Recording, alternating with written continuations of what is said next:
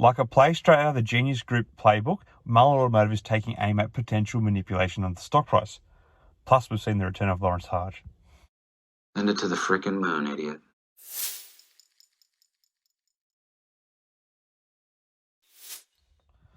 Hi again, everyone. Hope you're all doing well. So today we're going to talk about Mullen Automotive, ticker symbol MULN, and their recent announcement regarding market manipulation and illegal short selling. The company has retained outside counsel to investigate potential market manipulation and has cited high levels of trading volume and failures to deliver on certain levels of short sales as reasons behind the investigation. Sounds a lot like Genius Group did earlier this year. Anyway, before we dig deeper, perhaps consider dropping a like and potentially even subscribing to the channel if you want to see some more content on Mullen Automotive and other stocks I follow. It really helps me shape the direction of what stocks to look at, and I do appreciate the support when people do so. So anyway, let's get back into it. Now, you may be wondering, what exactly is market manipulation? Market manipulation is a term used to describe a variety of illegal activities that seek to distort the market's, equilibrium, if you will, for the benefit of one or more market participants. This can include practices such as insider trading, spoofing, and pump and dump schemes. When these activities occur, it can create an unfair advantage for certain investors and harm other market participants. In the case of Mullen Automotive, it is investigating a potential market manipulation and illegal short selling. Short selling is obviously the strategy in which an investor borrows shares in a stock and sells them, hoping to buy them back at a lower price, pocketing the profit for themselves.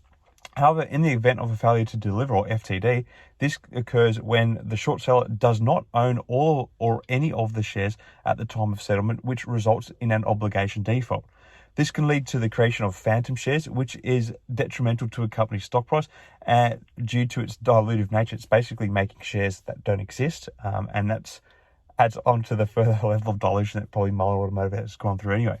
Anyway, based on data from Fintel, Mullen saw a relative spike in FTD shares from the end of January until the end of March, during which a total of 205 million shares failed to deliver. This is significant when compared to Mullen's average daily trading volume of 263.97 million shares. While FTD data for April is not yet available, the month is still on, obviously, this news has clearly had an impact on the company's stock price. In fact, Mullen's stock price rose by 13% to finish at 0.77 cents on the back of this news, although there was the actual second catalyst of Lawrence Harge starting to post some positive developments, like he's kind of looked like he was getting a bit sad. Now he's come back and he's all Team Mullen again. Anyway, back to the market manipulation stuff. It is important to note that stock prices can be volatile and fluctuate rapidly in response to news and other factors, so it is difficult to predict how the stock will perform in the future. It's also hard to predict how much of the Mullen's decision to investigate illegal shorting and market manipulation is having on the stock price versus the catalyst of a much more re-energized Lawrence Harge. Anyway, however, this news is certainly positive for the company and its investors. Mullen's decision to investigate potential market manipulation is an important step in ensuring that the market remains fair and transparent for all participants. As a fiduciary to its shareholders, the company has stated that it will do everything in its power to address any evidence of improper trading in Mullen securities. This announcement also highlights the importance of companies taking action to prevent market manipulation and illegal short selling. Not only can these practices harm companies and their investors, but they can also damage the integrity of the market as a whole. By investigating potential market manipulation and taking action to prevent it, Mullen Automotive is setting an example for other companies to follow.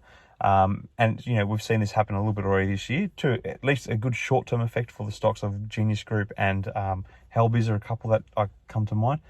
At present, about 11% of Mullen Automotive's float is currently held short. So in conclusion, while the investigation is ongoing and the impact on Mullen's stock price is still uncertain, this news is certainly positive for the company and its investors, sort of, I guess. The decision to investigate potential market manipulation and illegal short selling is an important step in ensuring that the market remains fair and transparent for all participants, and it highlights the importance of companies taking action to prevent these practices from occurring in the future. Anyway, what are your thoughts on all this? Do you think the stock's movements on Friday was a result of the decision to investigate the market manipulation? Do you think it's more to do with Lawrence Harge's re-involvement? Either way, I'd love to hear what you all think. Let me know in the comments below. Till next time, everyone, may the markets trade in your favour. Cheers.